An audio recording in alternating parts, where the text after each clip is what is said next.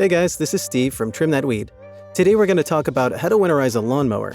This video will explore everything you need and provide methods to keep your lawnmower in shape during winter. So make sure you stick around for that. Ensure the gas tank is empty. During winter, an unused gas in the mower tends to get stale and might gum up the carburetor, eventually leading to rust. Therefore, to empty your mower's gas tank, you must first add some fuel stabilizer to the gas tank and run the mower to distribute the stabilizer effectively. Turn off the mower and give the engine time to cool before you siphon any excess gas. After emptying the gas, run the mower until it stops and can no longer start.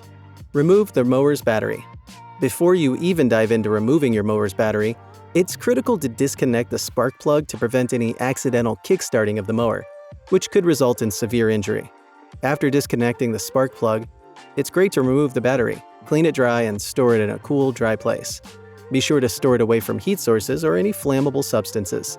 For additional protection for your battery, you could decide to coat its terminals. Clean the mower's undercarriage.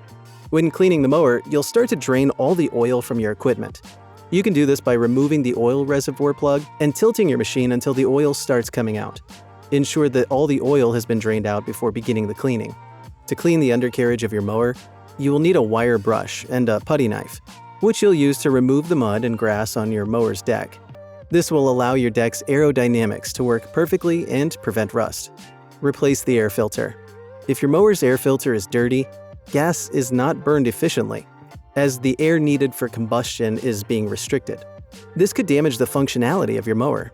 So if your machine uses a paper filter, it's important to replace it or wash it if it's a sponge filter. This will allow it to start with no difficulties during the spring. So there you have it.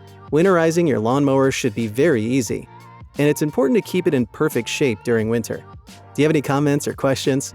Make sure to drop them below and leave a like on this video. Until next time.